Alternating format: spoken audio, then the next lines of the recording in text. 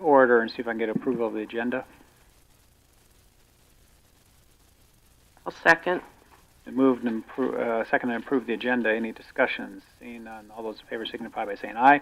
Aye. All right. Excuse me? Well, we say it knows something that we don't. So how about approval of the planning minute meetings from last month? Motion to approve as written and posted. Is there a second? Second. It's been moved and seconded to approve January 5th, 2026 planning meetings as presented. Any discussion? Roger, I think. I did. Yeah. All those in favor signify by saying aye. Aye. Okay, we're going to go to public comment, but before I call for public comment, I'd like to introduce Scott Norman, who's new on the board here, sitting off to my left. He had interviewed at the, and we originally had him slotted to take Roger's place because this is Roger's last meeting. But with Mike having to resign, we moved him up to get him here right away for the shortest meeting on record in the history of planning. So it's either a testament to Scott that he scares everybody off, or it's a blessing to Roger making his last meeting, or it's the calm before the storm, one of those things. So I don't know which one. So yeah, well, it's probably be C, which I'm a little worried about. Scott, do you want to just give everybody? I'll have everybody introduce themselves, but you want to just kind of give them a short synopsis of what you do and where you're from? Yeah, live in Somerset, work for Pete Lean and Sons. Doing that for about 8 years, kind of a multitude of different things of quarry superintendent to director of concrete operations to now doing mine planning and exploration. Married to my wife Erin, who's a teacher at Divine Shepherd there in Blackhawk, and got 3 kids, Marshall, Garrett, and Callie, who was just baptized yesterday, so pretty big day for us. Yeah. But very big. Yep. Appreciate the warm gestures and welcome, and look forward to applying skills and knowledge as needed. Yeah, and you went to School of Mines, if I recall that? School of Mines, yep, for civil engineering back in 20 years ago now. Yeah, you don't have to tell us your age. Yeah, You know, yeah. but well, welcome aboard. Why don't we just go around, everybody just introduce themselves to Scott and give a quick. We had a brief introduction to begin with. Roger Gallimore, which, by the way, mine's graduate of 80. Oh, he's confessing. He's confessing, yeah. Wait, did I just say a date? Sorry. I think he said 2000. Yeah, that's it. Yeah, but welcome. This is really an outstanding group, and you're going to enjoy working with the individuals.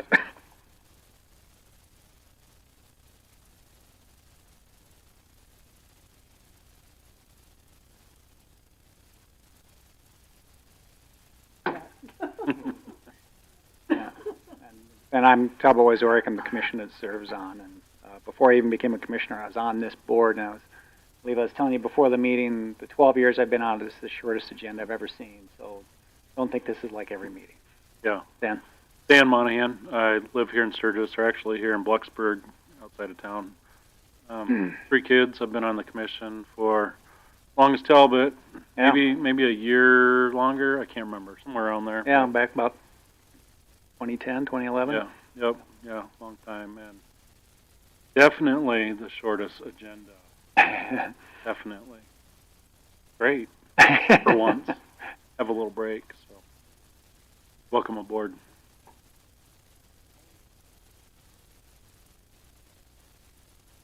Michael Pauling. I live in rural Meade County outside of Piedmont.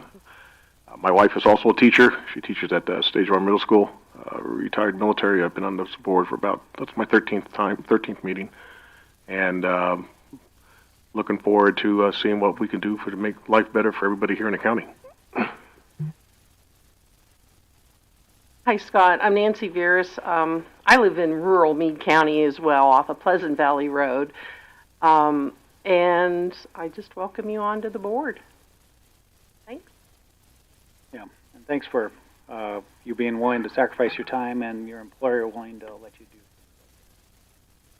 So then we'll go back to the agenda. With first item on the agenda is public comment. If this be the time, the floor is open for public comment for anybody who wishes to comment on something not on the agenda, but they think that the board should have some information on or be aware of. Looking at the audience, I don't see that we got anybody here for public comment because I think it's only people here for the actual agenda items. Seeing that, we'll go to old business, final plats of lots 1 through 8, Block 3, Blattle Ridge Acres.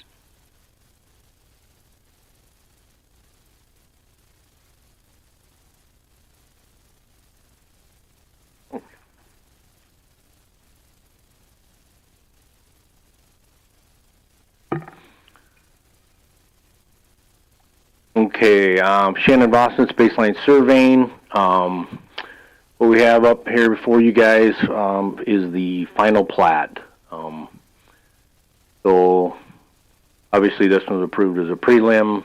There was some couple changes before the final. Obviously the improvements are done.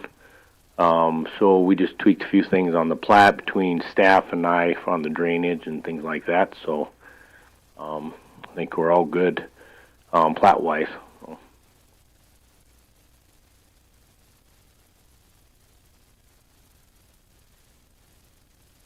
Yes, the drainage has been addressed after the meeting. Mr. Hibbs had rewritten calculations for drainage easements. I need to pull that mic a little closer. Sorry. After the last meeting in June, Mr. Hibbs did address the drainage questions that we had, and they have been done correctly. With it being winter, the only thing left on the project was the hydro seed. A check has been submitted for the amount, and a developer's agreement has been signed for that to be completed when the soil warms up. Highway Superintendent Eastman and I went out and visited the site with Mr. Howie and verified the roads. DTE did soil borings, water lines, utilities, easements are all in place.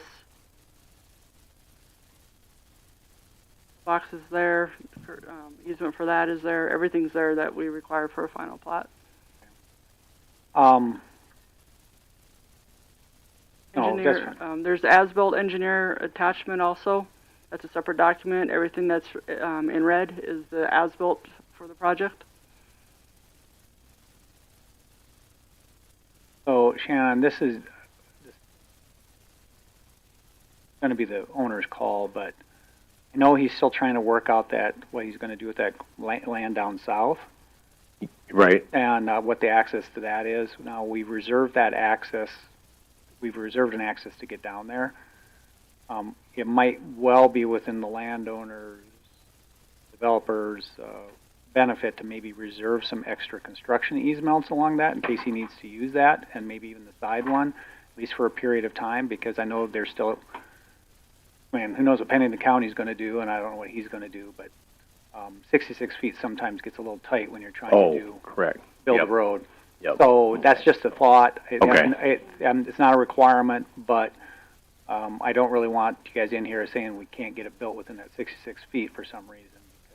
The lots are sold, and the owners won't. Okay. Okay, so that might be something you might consider advising him to reserve for a period of time until he gets that other land figured out.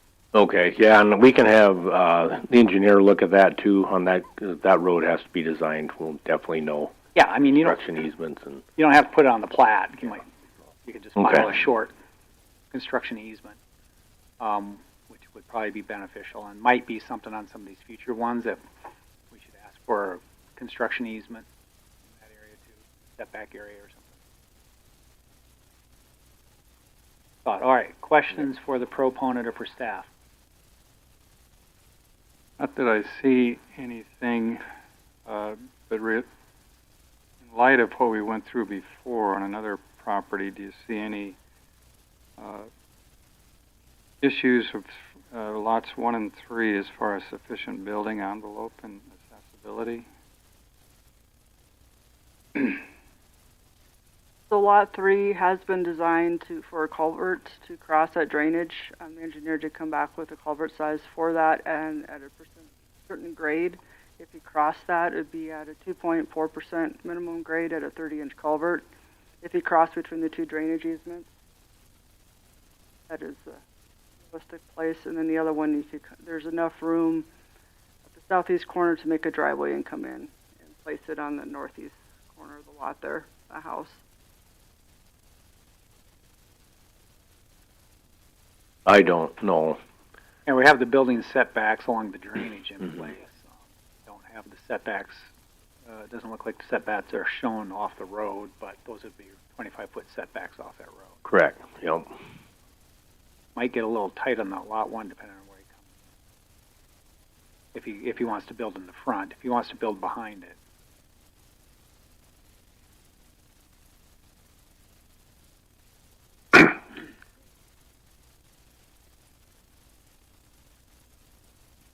Your mic there, see.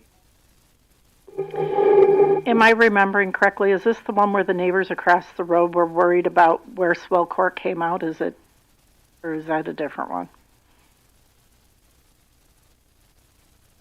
That was first phase? Okay, thank you. I'm remembering that. Hey, Shannon. Looking over at the CCRs and HOA, under Article 6, Section 5, it says developers' right of future access for tapping into the water infrastructure. I'm not accusing this guy of anything, but obviously in the past year I've heard a lot about water, access to water, water pressurization, everything else. It looks like it's just one well. And obviously if he's looking at possibly using it for future build-out, do we know for a fact that the infrastructure is going to be able to support the build-out prior to having issues like we've seen with other developers? No, not. I think Darren's also here. What page is that, Mike? Darren, if you're going to speak, you got to come up. You will find my question is grounded on page 70 of Article 6, Section 5, Developers' Rights of Future Access. The developer shall be entitled to utilize the water system for future development of contiguous land. And being here for the last year, we've heard a lot about master plans, everything else. We're dealing with some of these master plans that are over 20 years old, and somebody's coming back up and dusting it off. I obviously would like to know, through transparency and stability, do we have any idea what these guys are looking at doing, why they would need to make sure they have access to the water infrastructure as it is, and whether or not they're going to build out properly to ensure we don't have a lot of angry people in here talking about getting sludge in their pipes? The well was originally approved for over 400 houses due to the quantity it produces. The sludge we get in pipes, not on this particular development, but in the past, is when there's not enough flow through the water mains until the development is built out. But on the South 80, the piece that Talbot was talking about earlier, we are reserving another well lot in case that well were to ever go down in production, that we could drill another one. Okay, so you have a well that can support up to 400 individual single-family residences, and you have just one holding tank? There's one holding tank on that, but there's room on the other lot that we're reserving on the South 80 if we get that approved to develop. And you'll make sure all the fire hydrants and stuff are all taken care of with county ordinance PSI requirements, not volunteer fire department requests? Correct. I'm beginning to like you. Thank you. Well, that's rare. So, yeah. Yeah, you can you tell I used to be military police with the way I ask questions, so. So, I like it because he sets you up for, you know how to answer them. So. yeah, okay. I'm a firm believer that at this level of government, we need the people to know that they can come to us with honest problems and get honest solutions, not a lot of runaround or, bureaucracy BS. Yep. All right, other questions? All right. Anything else brought up from the questions you need to clarify as proponents? Staff have anything else? No. Then I'd entertain motions. I move we approve the plat as presented. Second? Been moved and seconded to present the plat as presented for Phase 2 Bridal Ridge Acres. Any discussion on the motion? Seeing none, all those in favor signify by saying aye. Aye. Anybody opposed? Passed unanimously. Thanks for coming in, guys. Thank you. All right, we'll go back to the agenda.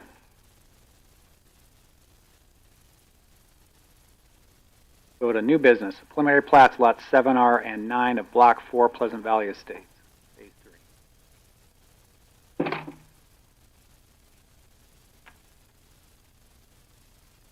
Afternoon, Shane Matt with Interstate Engineering.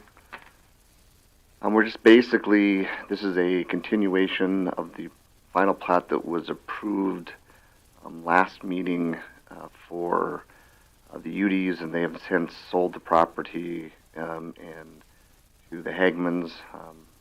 Kind of thinking Daniel would be here today, but basically he is just planning on subdividing it. He wants to subdivide 2 lots, one for himself and one for a relative, and that's for use. And so that's all we're doing here is subdividing the 2 lots, or the one larger parcel into an additional lot, and providing separate access to each of those lots.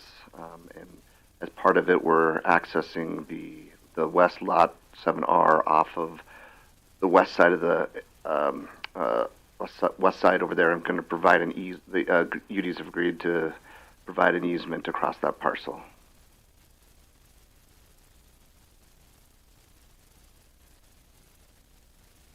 Gated area, you mean? Yes. Yep. There's a natural high spot just to the east of that as you go around the right of way, and this was the only spot. We can't go through the middle of it because it's like 8 foot high, 8 or 10 foot high, and so it doesn't make sense to cut down the hill or the knob that's there. And so this is the logical place. It's either here or farther right, and then we don't meet your separation requirements for approaches. So is that lot 20? Is that already got a approach to it? No. Do we know where that approach is going to be? All of the 150 foot. It's a big enough frontage on the cross to make it work, though. It should just be well, that's good. Yeah, but go back. This is a good question. I mean, no, because Yours? Yeah, right there. Oops, right there. sorry. It'd have to be, most likely the lot's going to be built right off that. No farther. It's going to go down 20. It's going to be built right, kind of in there, or no, down farther. Right? Yeah, and so that's about, should be close, really close to the separation. Maybe on that knob right there is where it's going to probably have to go. Sticks out there. That's the logical spot for it. Check that distance real quick. Good point.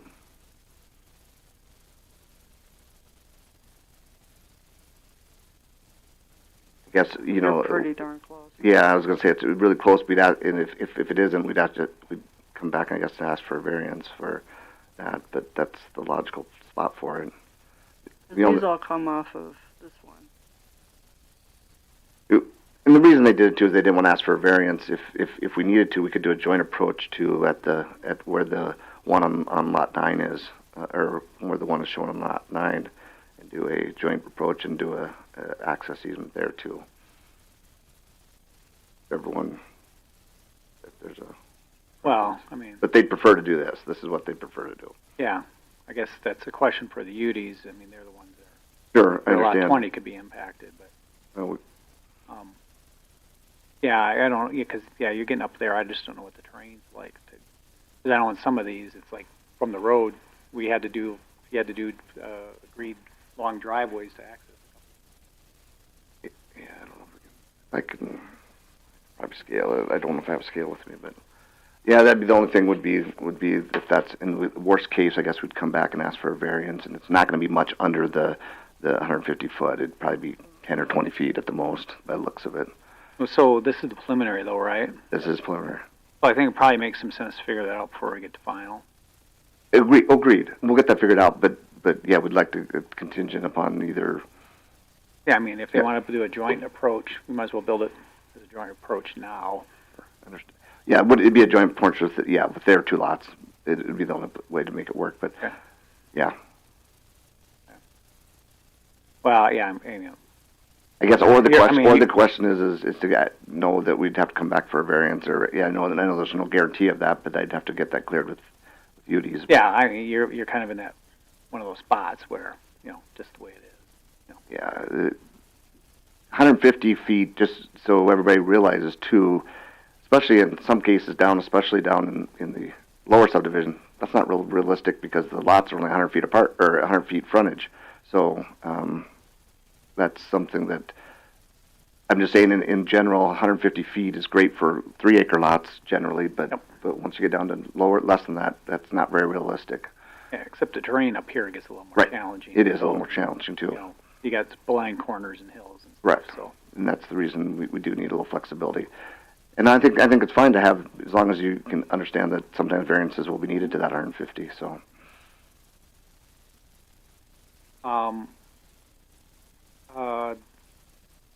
Tanya, because he's building in the section line, does he have to run that by the highway department at all? That is approaches in the section. Well, we already did all that under We the did last that on plat. last plat of UDs. We did all the section line stuff with all the variances and everything on that last one.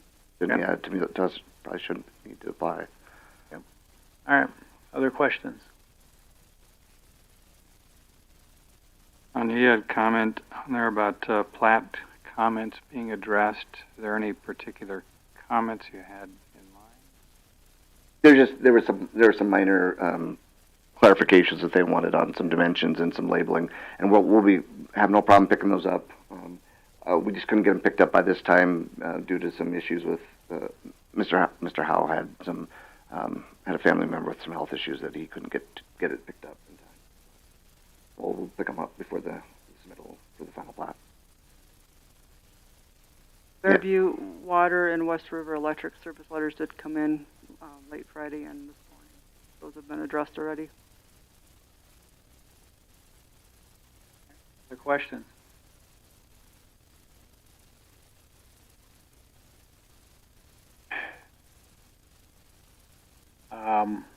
All right, then I'll entertain motions.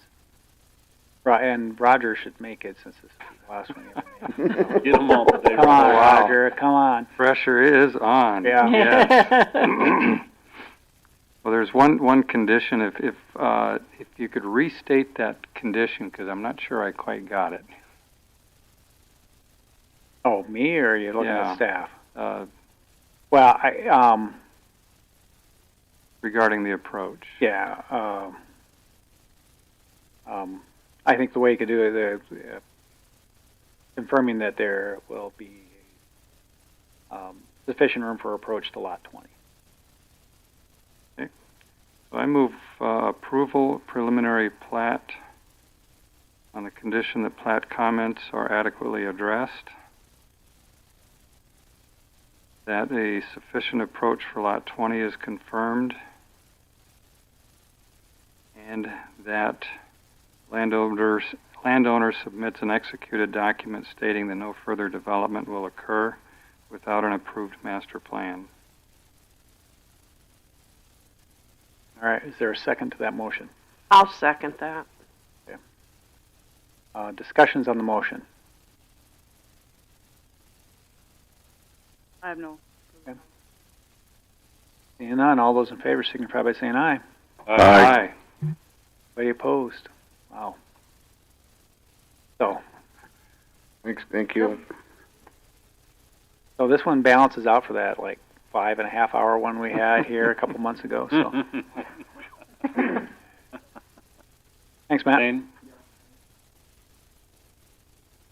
Well, I was glad to get that high pressure motion off my Yeah, back. well, Thank and you. I will say, Roger, you'll be missed. It's been nice having you on the board, and gonna have to learn who to stare at when I'm waiting up for a motion, because a lot of times I stare over at you. Come on, make one, because he's doing one of these. I'm doing one of these. Yeah. Yeah, I know. So it's been great having you on the board, and I've really appreciated it. Thank you, and it has, let me just say, it's been a rich blessing for me, so thank you. Oh, without further ado, I guess we're done then, huh? All right. I'll go home and cry myself to sleep now. Just like every day. Yeah, true statement.